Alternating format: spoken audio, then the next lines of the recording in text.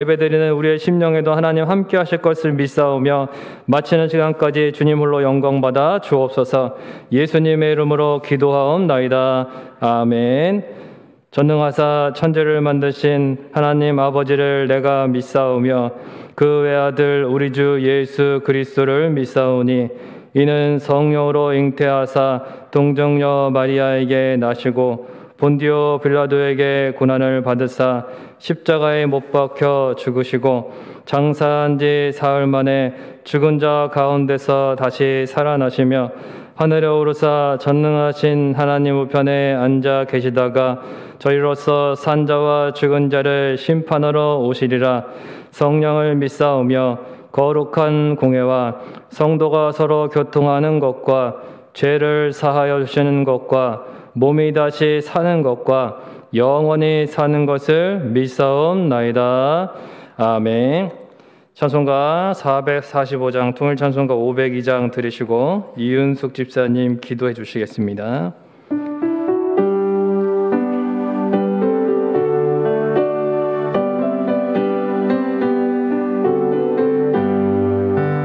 대산을 넘어 험곡에 가도 빛 가운데로 걸어가면 주께서 항상 지키시기로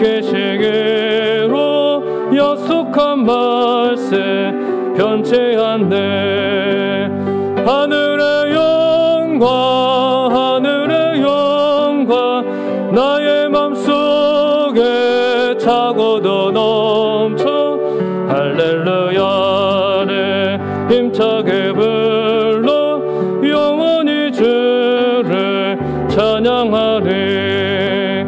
캄캄한 밤에 다닐지라도 주께서 나의 길 되시고 나에게 밝은 빛이 되시니 길 잃어버릴 염려 없네. 하늘의 영광 나의 맘속에 차고도 넘쳐 할렐루야를 힘차게 불러 영원히 주를 찬양하리. 광명한 급인 마음의 바다 찬란한 천국 바라보고 할렐루야를 힘차게 불러 날마다 빛에 걸어가리. 하늘의 영광 나의 맘속에 차고도 넘쳐 할렐루야를 힘차게 불러 영원히 주를 찬양하리.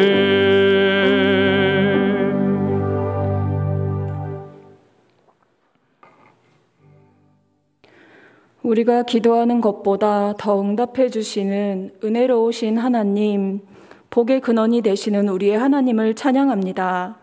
연약하고 넘어지는 저희를 긍휼히 여겨주소서. 우리 인생이 외롭고 슬플지라도 주어진 고난의 언덕을 주님께서 주신 힘으로 능히 넘어가게 하시어 우리로 하여금 반드시 승리가를 부르게 하소서. 악하고 험한 이 세상에서 솔로몬의 지혜보다 더 큰 지혜로 살아가게 하셔서 세상을 변화시키는 빛이 되게 하옵소서. 늘 신령한 복을 사모하며 구하게 하시옵고 교회의 크고 작은 모든 일 주님께서 간섭하시어 모두 맡기고 의지하오니 늘 함께하여 주소서.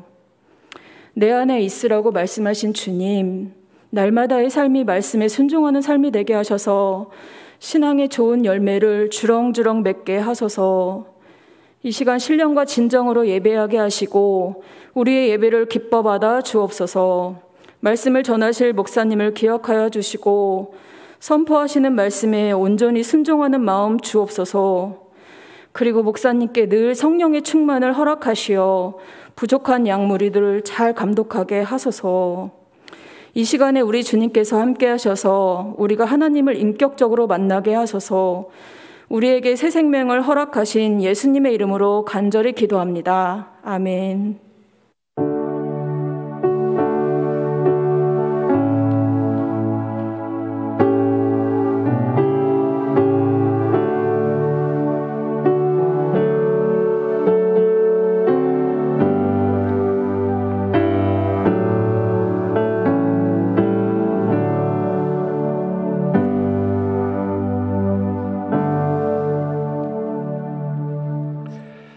교회 소식은 주보를 첨부해 주시기 바랍니다.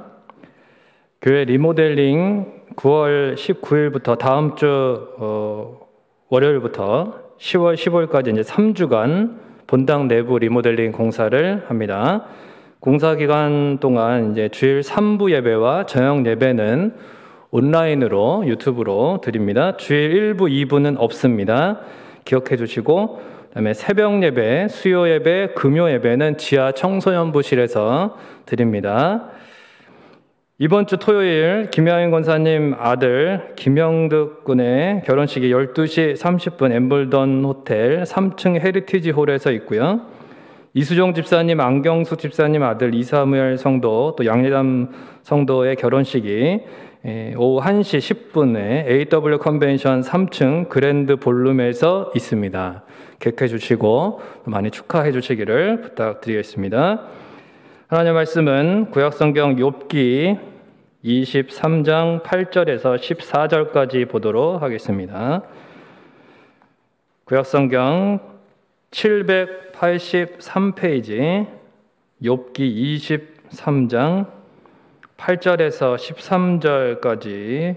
14절까지 말씀을 한 목소리로 같이 읽겠습니다. 그런데 내가 앞으로 가도 그가 아니 계시고 뒤로 가도 보이지 아니하며 그가 왼쪽에서 일하시나 내가 만날 수 없고 그가 오른쪽으로 돌이키시나 배울 수 없구나. 그러나 내가 가는 길을 그가 아시나니 그가 나를 단련하신 후에는 내가 순금같이 되어 나오리라. 내 발이 그의 걸음을 바로 따랐으며 내가 그의 길을 지켜 치우치지 아니하였고 내가 그의 입술의 명령을 어기지 아니하고 정한 음식보다 그의 입의 말씀을 귀히 여겼도다. 그는 뜻이 일정하시니 누가 능히 돌이키랴. 그의 마음에 하고자 하시는 것이면 그것을 행하시나니 그런즉 내게 작정하신 것을 이루실 것이라. 이런 일이 그에게 많이 있느니라.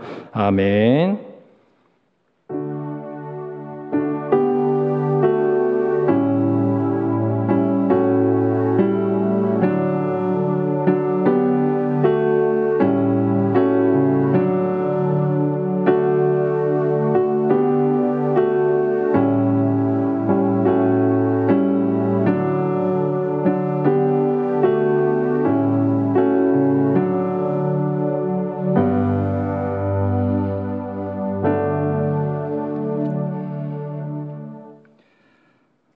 참으로 선하시고 인자하신 하나님 아버지, 하나님의 크신 은혜와 사랑을 늘 감사를 드립니다.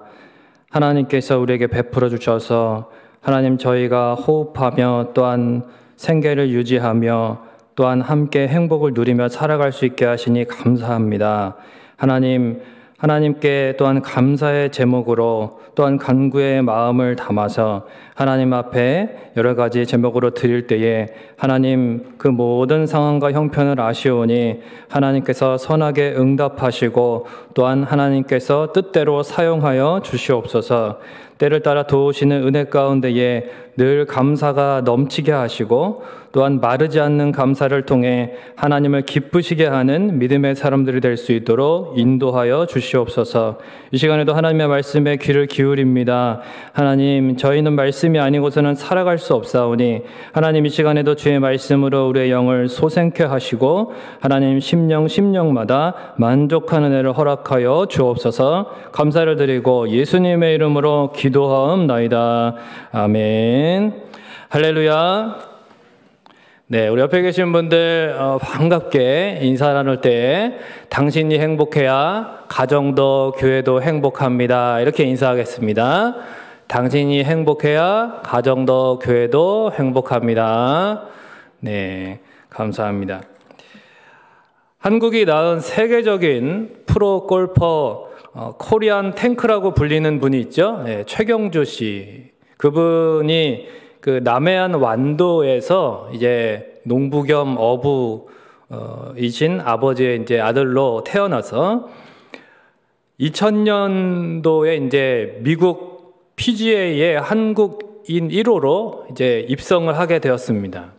당시에 수백억 원의 그 상금을 따고 또 모든 사람의 선망의 대상이 된 그가 쓴 책이 있는데 그 책에서 이제 자신을 그 세계적인 골프 황제인 타이거 우즈와 이제 비교를 하면서 이런 글을 썼습니다. 타이거 우즈는 2살 때부터 골프채를 휘둘러 온 골프 신동이고 나는 16살 때 처음 골프채를 들어본 늦가기이다. 타이거는 대학 야구선수 출신의 아버지로부터 체계적인 훈련을 받았지만 나는 농부이자 어부이신 아버지를 따라 산과 바다를 뛰어다녔다.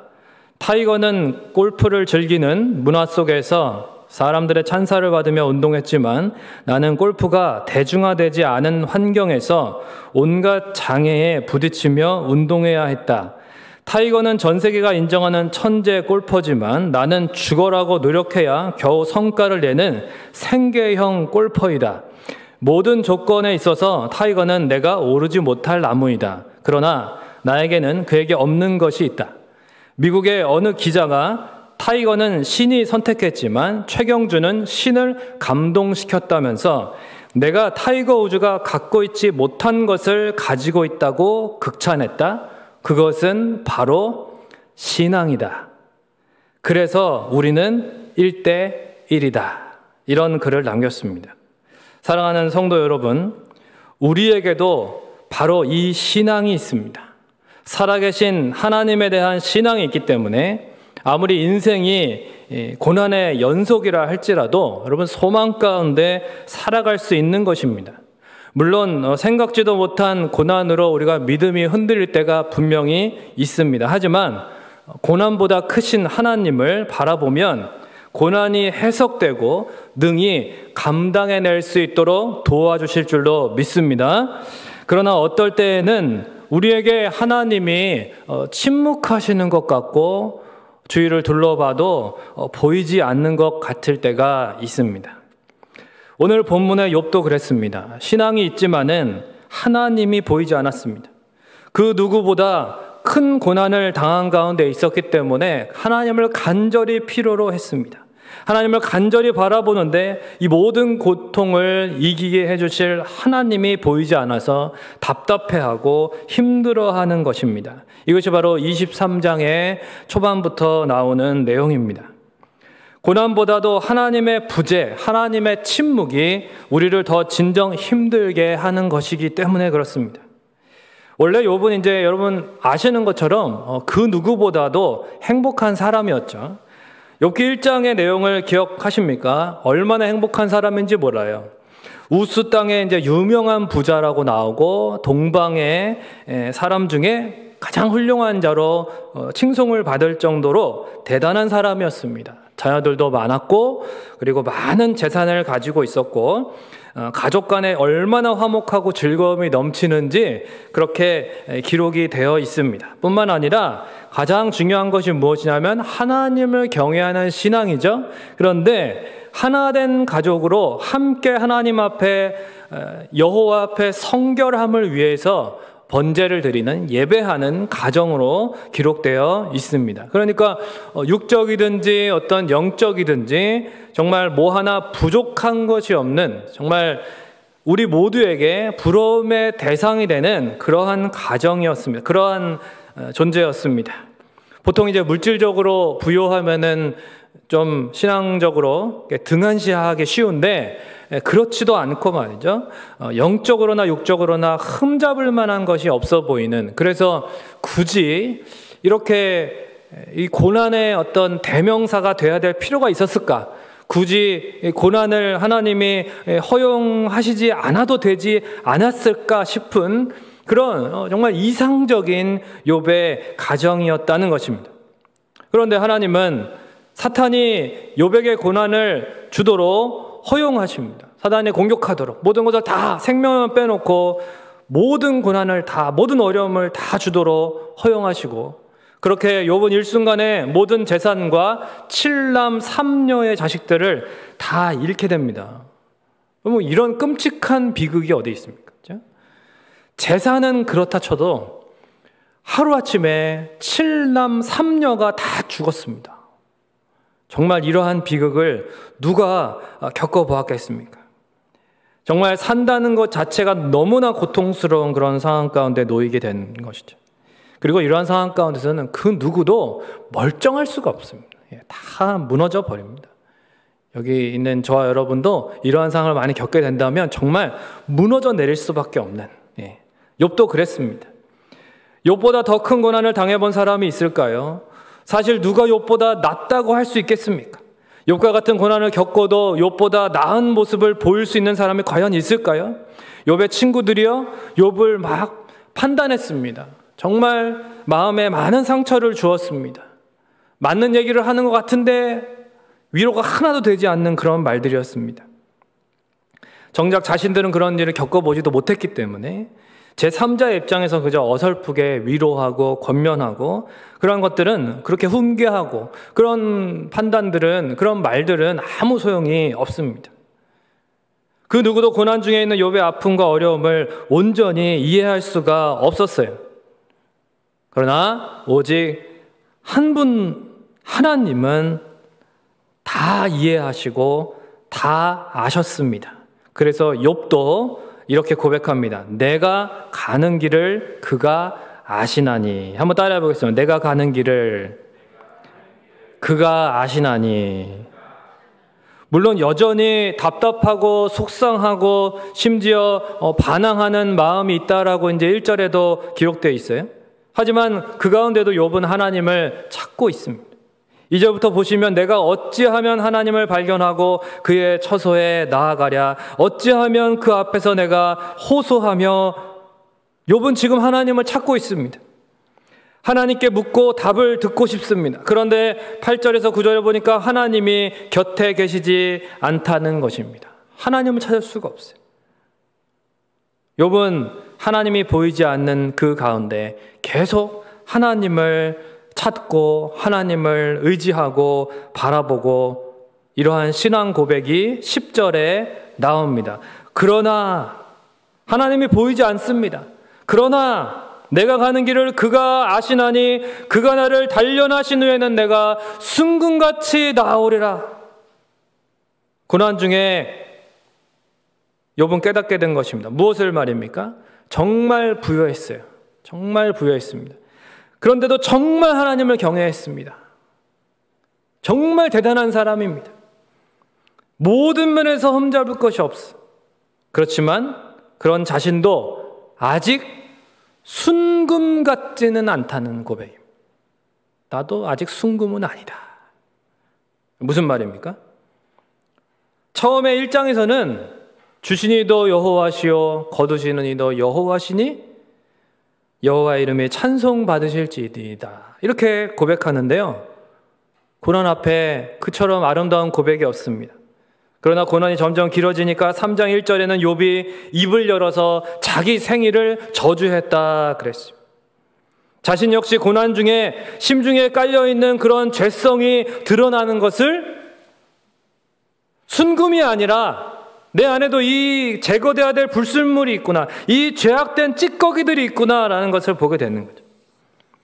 고난당하기 전에는 자녀들이 혹 마음으로라도 범죄하지 않을까 그렇게 신경 쓰면서 번제를 드리는 삶을 살았을지라도 모든 것을 잃는 고난을 통해서 이제는 철저히 자기 자신을 보게 되는 것입니다.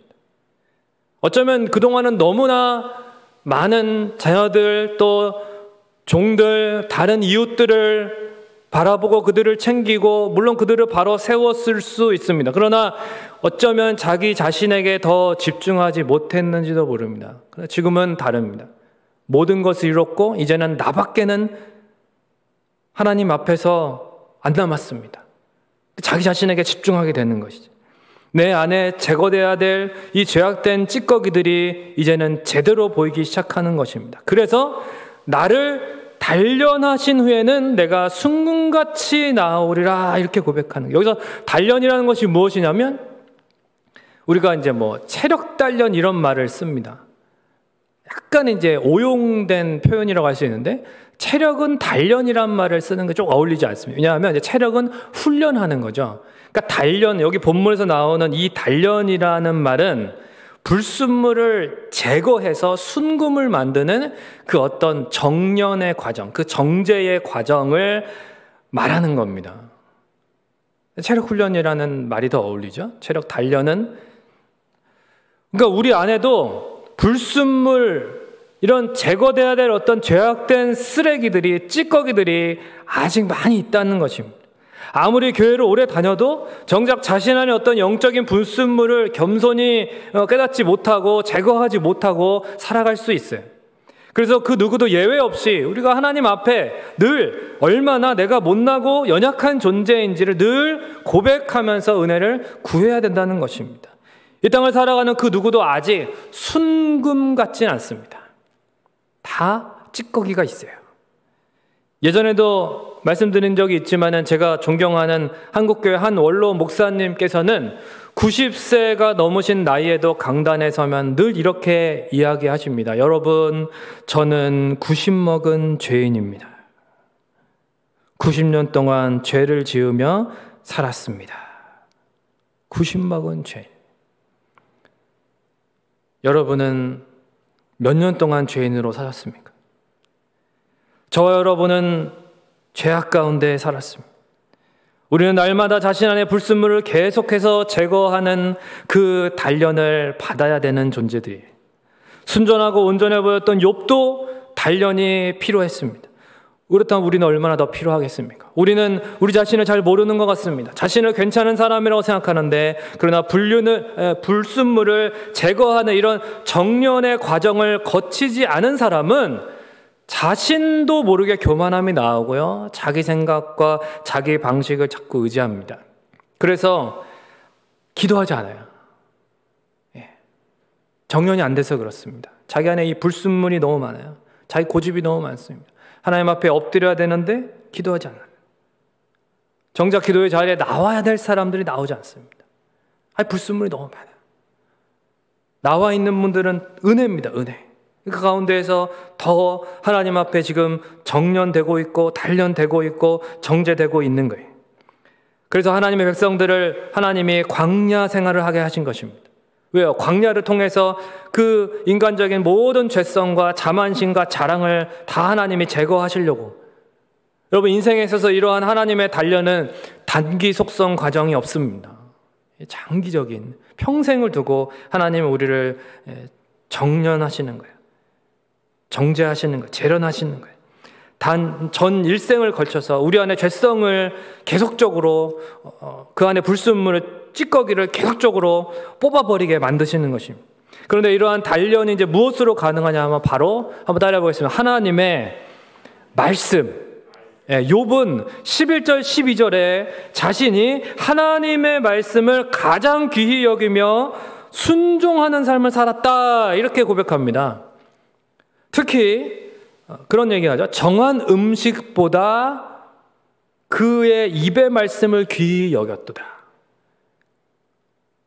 내가 음식 먹는 것보다 하나님의 말씀을 더 귀히 여겼다는 표현을 할 정도로.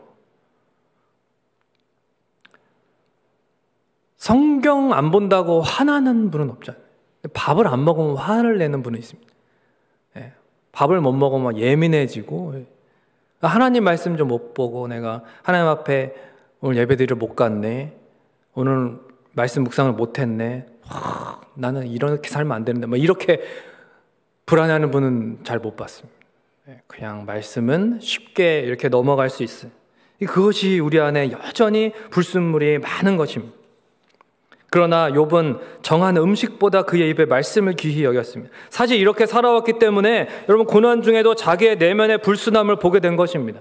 심령에 말씀이 없는데 어떻게 그 심령의 불순함을 제거할 필요성을 깨달을 수 있겠습니까? 더 순금같이 온전해져야 된다는 것도 내 안에 말씀이 있기 때문에 깨닫게 되는 것이죠. 이렇게 욥은 하나님의 말씀을 통해서 하나님을 경외하는 삶을 살아왔고 그런 가운데 당한 고난 중에 하나님의 말씀을 더욱 깊이 깨닫게 되면서 자기 내면의 불순함을 발견하게 되었습니다. 그리고 그래서 고난을 순금같이 되기 위한 단련으로 해석하게 되었던 것입니다. 이것이 내 안에 말씀이 있을 때에 가능한 것입니다. 그래서 고난 중에 말씀이 필요한 거예요. 더 필요한 것입니다. 고난을 당하면 자꾸 말씀 듣는 자리를 멀어지려고 하고 말씀 묵상도 중단하려고 하고 그러는데 그러지 말고 이 모든 것을 주관하시는 하나님의 말씀을 더욱 가까이 해야 될 줄로 믿습니다. 왜냐하면 고난을 통해서 주의 율례를 배우게 되고 고난을 통과해야 말씀을 깊이 깨닫게 됩니다. 듣는 자세가 바뀝니다. 삶에 고난이 있는 사람은요, 말씀을 대하는 자세가 다릅니다. 이 말씀이 아니면 내가 죽는다는 생각을 하면서 말씀을 들어요. 그런데 삶이 평탄한 사람들은 문제가 없는 것처럼 생각되는 사람들은 말씀을 대할 때 가볍게 대합니다. 하나님의 말씀이 생명이라는 것을 하나님은 고난을 통해서 깨닫게 해주시는 거죠. 예배석에 앉아서 그냥 듣기만 하는 말씀으로 다 배운 것이 아니라 고난의 현실 속에서 그 말씀을 내가 어떻게 대하는가, 말씀을 얼마나 붙들고 애쓰며 살아가는가, 그것을 통해서 말씀의 의미를 깊이 깨닫게 되는 거죠. 또한 기도도 고난을 통해 배우지 않습니까? 여러분, 고난의 때에 내 자신이 얼마나 무력한지 압니다. 내가 할 수 있는 게 없구나. 기도하는 거예요. 기도 외에는 없구나. 이 귀한 깨달음이 고난 가운데 주어집니다. 기도는 최선이자 최고입니다. 전형적인 모태신앙이었는데 저 같은 경우도 왜 모태신앙이냐면 스스로 신앙을 제대로 못하니까 모태신앙이에요. 스스로 못해서. 어릴 때 목회하시는 부모님 때문에 뭐 수동적으로 교회를 가는 거죠. 저도. 그렇게 이제 신앙생활 했는데 내가 원해서라기보다는 목사님 아들이니까 교회에서 성경 퀴즈 대회하면 제가 1등을 해야 됐어요. 안 하면 혼났습니다. 내키지 않아도 이런저런 봉사를 당연히 해야 됐고, 그런 제가 남이 시켜서가 아니라서 제 안에 간절함으로 하나님께 기도하게 되는 계기가 있더라고요. 그 계기가 뭐였냐면 고3 수능 마치고 그때 이제 수능 시험을 그만 이렇게 열심히는 봤는데 답안지 체크를 그만 잘못해가지고, 왜 이제 그 답안지 2개 작성하잖아요. 그래갖고 하나는 이제 집에 가지고 와가지고 이렇게 이제 검산하고 뭐 이러는데, 세상에 제가 이렇게 한 과목을 한 줄씩 다 밀려 쓴 거예요. 그래갖고 정말 그 앞이 깜깜하다는 걸 그때 처음 경험했습니다. 진짜 눈앞이 깜깜하더라고요. 이거 어떻게 해야 되나. 뭐 이제 이미 끝났고 시험은 끝났고 제가 할 수 있는 게 없었어요. 재수는 안 된다고 그러지. 무릎 꿇게 되더라고요, 하나님 앞에. 그래갖고 지하 그 아버지 목회하시는 그 교회 지하에 내려가가지고 저 혼자서 며칠 저녁을 내려가서 간절히 기도했습니다. 정말 하나님, 저는 아무것도 못합니다. 저 이제 어떡합니까? 도와달라고 막 간절히 기도했습니다. 마음이 평온해지더라고요. 하나님께서 제가 그전엔 경험해보지 못했던 어떤 평안한 마음을 주시고 하나님이 맡아주시겠다라고 하는 그런 안정적인 그런 확신이 들었어요. 그래서 제가 이제 그때 스스로 하나님을 찾게 되고 응답으로 평안한 마음을 얻게 되니까 제가 처음에 가려고 했던 이제 국문과에서 계획을 바꾸어서 이제 신학을 하게 되었습니다. 하나님 그렇게 이제 신학으로 인도를 하셨습니다. 이와 같이 우리를 단련하시는 하나님이십니다. 근데 이러한 하나님은 어떤 하나님이냐면 욥의 고백처럼 우리가 가는 길을 다 아시는 하나님이에요. 시편 139편 2절에 보면 주께서 내가 앉고 일어섬을 아시고 멀리서도 나의 생각을 밝히 아신다고 했습니다. 하나님은 우리의 사정, 아픔, 고통, 상처, 억울함, 가난, 실패, 상실 그 모든 것을 알고 계십니다. 이렇게 다 아시는 하나님께 더 가까이 나아와야 되는 거예요. 고난 중에 하나님을 계속 바라보았던 욥처럼 더 찾고 찾아야 됩니다. 또한 13절에 욥은 하나님에 대해서 이렇게 말합니다. 그의 마음에 하고자 하시는 것이면 그가 행하시나니 그런즉 내게 작정하신 것을 이루실 것이라. 할렐루야. 그의 마음에 하고자 하시는 것을 그가 행하신대요. 내게 작정하신 것을 이루시는 분이라는 것입니다.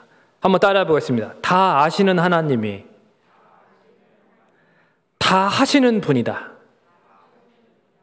다 아시는 하나님이 무슨 분이라고요? 다 하시는 분이에요. 다 아시고 다 하십니다. 하나님의 이러한 속성을 뭐라고 하냐면 전지전능하심이라고 그러죠. 우리가 하나님은 전지전능하신 하나님이다. 여러분, 이러한 분은 우리의 아버지신데 인간의 아버지와 다릅니다. 저 여러분도 부모지만 자녀에게 모든 것을 다 알고 다 해줄 수가 없는 그런 안타까움이 있어요. 하나님 아버지는 그러나 다 아시고 다 하실 수 있습니다. 한 치 앞도 알 수 없고 할 수 있는 것도 제한적인 우리지만 우리를 사랑하시는 하나님 아버지는 우리가 가는 길을 다 아시고요, 인도하시고요, 때를 따라서 필요한 것을 다 주십니다. 우리 안에 불순함을 또 제거해 주시고 순금같이 되게 해주시는 능력이 있는 전지전능하신 아버지심을 믿으시기를 바랍니다. 그런데 이것을 욥이 언제 고백하고 있는지 보십시오. 욥이 언제 이것을 고백합니까?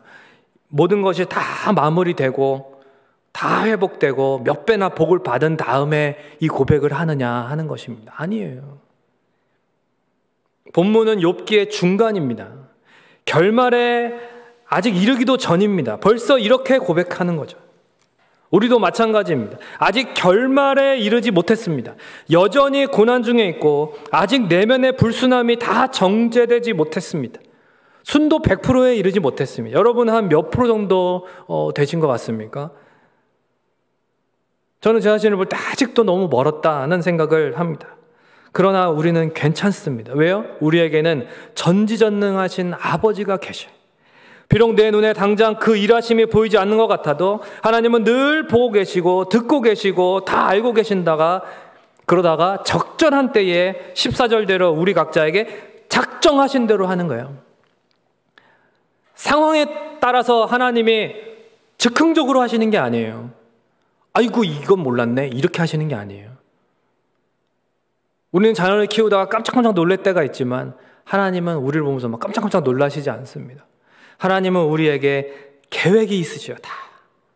그 계획하신, 그 작정하신 대로 하나님이 하나하나 다 이루어 가신다는 것입니다. 그럴 능력이 하나님께 있기 때문에. 이러한 진리를 신약에서는 사도 바울이 로마서 8장 28절에서 이렇게 말하는 거죠. 하나님을 사랑하는 자, 곧 그의 뜻대로 부르심을 입은 자들에게는 어때요? 모든 것이 합력하여 선을 이루느니라. 할렐루야. 여기서 어떤 것이 합력하여 선을 이루느니라 이런 얘기가 아니에요. 모든 것이. 우리에게 당하는 많은 일들 중에 우리는 도대체 이게 무슨 유익이 있을까 싶어요. 그죠? 이렇게 진짜 안 좋은 일이 있다니, 정말 불행해 보이고 정말 겪고 싶지 않은, 왜 이런 고난이 내게 닥쳤을까, 이런 생각이 들 때가 있습니다. 하나님께서는 이 모든 일들을 통해서 궁극적으로 우리에게 선을 이루도록 역사하시는 전지전능하신 아버지시라는 것입니다. 물론 전제가 있어요. 전제는 뭐냐면 하나님을 사랑하는 자, 곧 그의 뜻대로 순종하고 부르심에 반응하는 자예요. 그 뜻대로 부르심을 입는 것입니다. 우리가 하나님의 사랑을 깨닫고 하나님의 뜻대로 순종하며 살아가는 가운데 모든 것이 선을 이루게 하나님이 반드시 약속해 주시는 것입니다. 영국의 메리 여왕이 다스리던 그 시대, 이 여왕은 천주교도인데 피의 메리라고 하는 별명을 가진 아주 잔인한 여왕이었어요. 기독교인들을 굉장히 많이 박해하고 잡아 죽였습니다. 그 시대에 복음을 열심히 전하는 그런 길핀이라고 하는 목사님이 있었는데, 이 목사님을 길핀을 잡아라 그래가지고 이제 여왕의 명령을 받고 군인들이 길핀을 수색해서 덮치게 됩니다. 애써 자기를 잡으러 온 군사들에게 길핀 목사님은 뭐 이렇게 수고스럽게 오셨습니까? 저를 소환하시면 제가 그냥 갔을 텐데요. 저는 죽는 것이 두렵지 않습니다. 이렇게 이제 이야기를 하는 거예요. 그랬더니 군인들이 너무나 황당해하면서 참 이상한 놈이군. 자기가 죽을 것도 알면서 뭐 이렇게 이제 다들 놀라는 거죠. 그렇게 이제 잡혀가는 가운데 재판을 받고 이제 처형장으로 또 이동을 하는데 그 이제 거리가 좀 있었습니다. 그래서 처형될 장소까지 이제 두 손이 묶여서 군인들은 말을 타고 이제 그를 이렇게 질질 끌고 이제 가는 거예요. 길을. 그런데 그렇게 가는데도 계속 이 길핀 목사님은 뭐라고 중얼중얼 하는 겁니다. 뭐라고 중얼중얼 했을까요? 로마서 8장 28절을 계속 외우는 거예요. 하나님을 사랑하는 자, 곧 그 뜻대로 부르심을 입은 자들에게는 모든 것이 합력하여 선을 이루느니라. 이러면서 막 끌려가는 거예요. 모든 것이 합력하여 선을 이루느니라. 이러면서 끌려가는 거예요. 그러니까 이제 군인이 비웃는 거죠. 야, 뭐가 합력하여 선을 이루냐? 너는 지금 이러면서 이제 바보 같다고 조롱하고. 근데 이제 한 군인이 듣다가 지겹는 말에 내려가지고 몽둥이로 이 길핀 목사님의 다리를 탁 때려가지고 한쪽 다리가 골절되었습니다. 그래갖고 그만 이제 절룩거리면서 이제 2배나 더 그 이동 시간이 걸리게 된 거죠. 그래갖고 하루를 더 지체해서 처형 장소에 그 처형하는 그 지역에 도착하게 됩니다. 그렇게 하루를 더 늦게 도착해 보니까 놀랍게도 세상이 바뀌어 있었어요.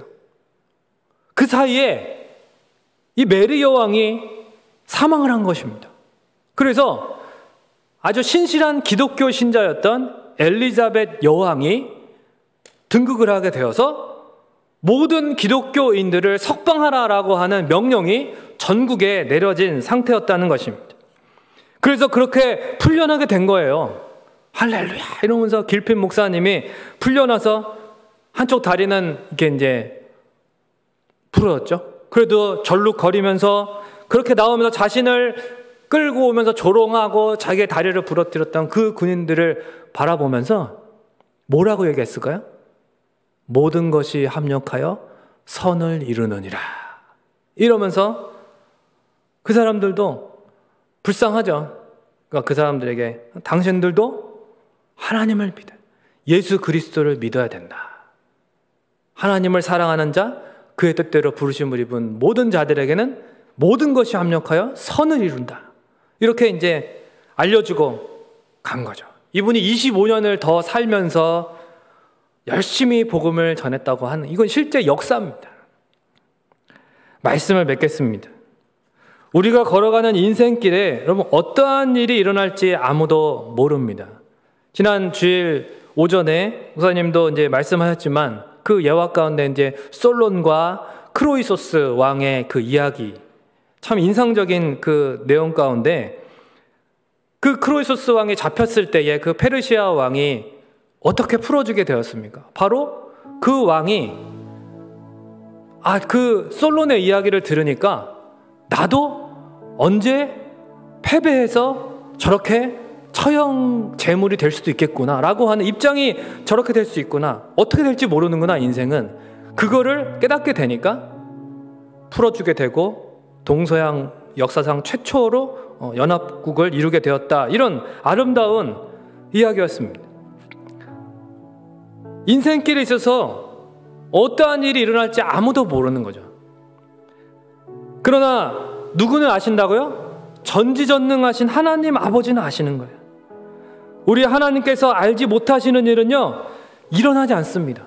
우리에게 일어나는 일들은 다 하나님이 아시는 일들이라는 거예요.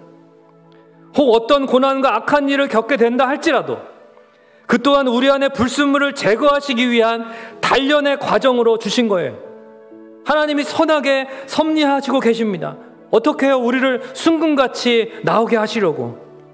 비록 단련되는 과정은 힘들어요. 그러나 제대로 단련돼야 하나님의 그 하나님 되심을 증거하는 삶을 살 수 있고 하나님의 영광을 드러내는 삶을 살 수 있기 때문에 하나님 우리를 제대로 단련하기를 원하십니다. 그래서 베드로 사도는 너희가 잠시 겪는 이 환난에 경한 것을 받으라 그랬어요. 기쁨으로 받으라. 하나님은 지금도 쉬지 않고 우리를 위하여 우리를 순금같이 단련하고 계십니다. 그러므로 힘들 때마다 이 욥기 23장 10절 말씀을 암송하십시오. 그러나 내가 가는 길을 그가 아시나니 그가 나를 단련하신 후에는 내가 순금같이 나오리라. 힘들 때마다 이 말씀을 암송하십시오. 하나님 나를 단련하고 계시다. 또 모든 것이 합력하여 선을 이룰 것이다. 하나님이 나의 아버지가 전지전능하신 분이시다. 하나님이 모르시는 일은 내 삶에 일어나지 않고 있다. 혹 지금 고난 중이라 할지라도 말씀을 붙들고 욥처럼 하나님을 바라보고 찾고 하나님의 손을 꼭 붙잡고 고난을 잘 통과하여서 더욱 순금같이 나아오게 되는 저와 여러분이 되시기를 주님의 이름으로 간절히 축원을 드립니다. 이 시간 우리 함께 찬양할 때에 오늘 말씀과 관련된 이 주가 보이신 생명의 길 이 찬양을 같이 드리고 기도하겠습니다.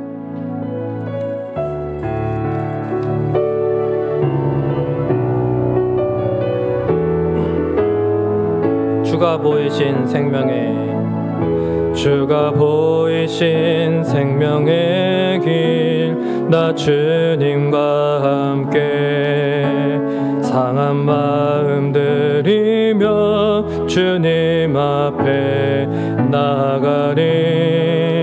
나의 의로움이 되신 주 그 이름 예수 나의 길이 되신 이름 예수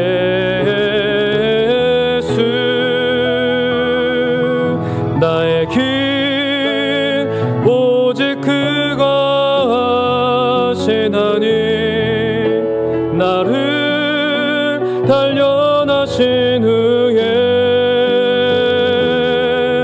내가 정금같이 나오리라. 주가 보이신 생명의 길 나 주님과 함께 상한 마음 들이며 주님 앞에 나아가리. 나의 의로움이 되신 주 그 이름 예수 나의 길이 되신 이름 예수 나의 길 오직 그가 하시나니 나를 단련하신 후에 내가 정금같이 나오리라. 나의 길 오직 그가 하시나니 나를 단련하신 후에 내가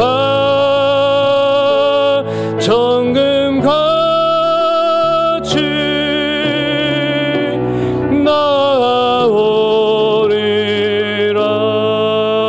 나오리라. 우리 시간 같이 이 말씀을 기억하면서 기도하기를 원합니다. 하나님이 알지 못하시는 일은 일어나지 않아요. 보이지 않으십니까? 하나님이 느껴지지 않으십니까? 아니요. 하나님은 우리 곁에 항상 함께 계십니다. 하나님은 쉬지 않고 우리 곁에서 일하고 계십니다. 우리가 지금 힘들어서 못 느낄 수 있어요. 그렇죠?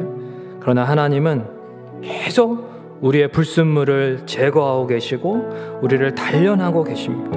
우리 가운데 하나님은 모든 것이 합력하여 선을 이루도록 지금도 섭리하고 계십니다. 우리는 결국 순금같이 나오게 될 것입니다. 이러한 하나님을 온전히 의지하게 하시고 고난 가운데에도 오직 하나님 한 분만을 붙들고 고난을 잘 통과하여서 하나님의 하나님 되심을 증거하고 하나님의 영광을 드러내는 삶이 되게 하옵소서. 우리 주여 한번 외치고 통성으로 기도합니다.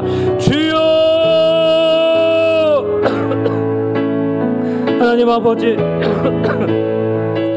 오늘도 하나님 앞에 하나님 아버지 우리의 마음과 우리의 생각을 하나님 앞에 온전히 하나님만을 의지하며 나아갑니다.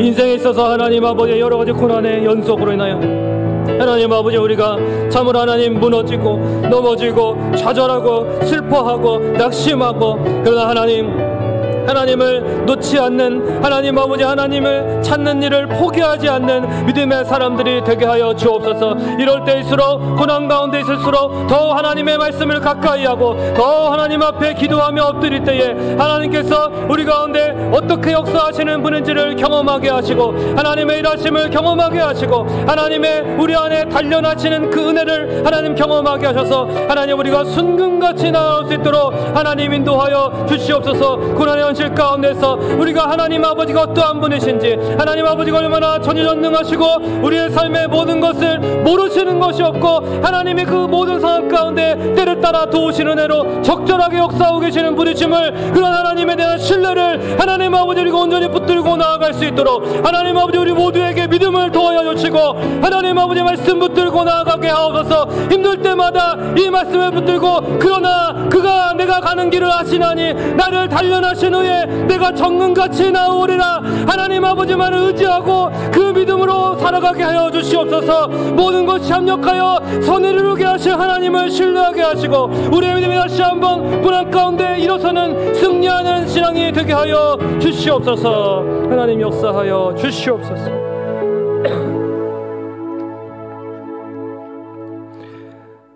전지전능하신 아버지 하나님 감사합니다. 하나님 모르시는 일은 우리의 삶 가운데 일어나지 않습니다.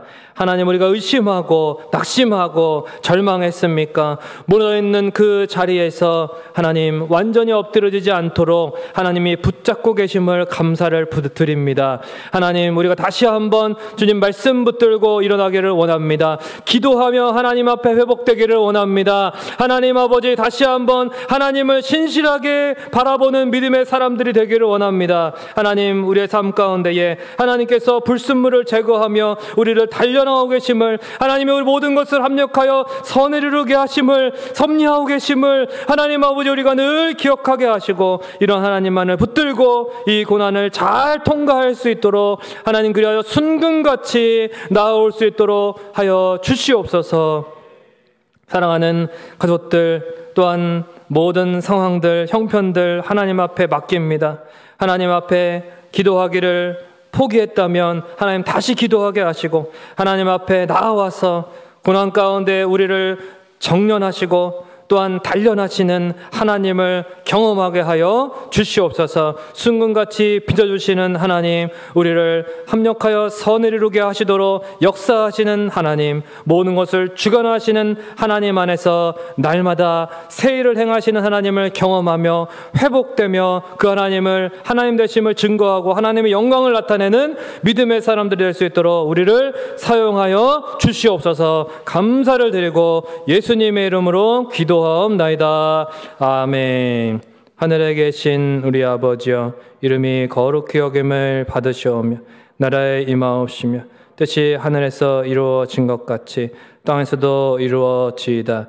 오늘날 우리에게 일용할 양식을 주옵시고 우리가 우리에게 죄 지은 자를 사하여 준 것 같이 우리의 죄를 사하여 주옵시고 우리를 시험에 들게 하지 마옵시고 다만 악에서 구하옵소서. 대개의 나라와 권세와 영광이 아버지께 영원히 있사옵나이다. 아멘.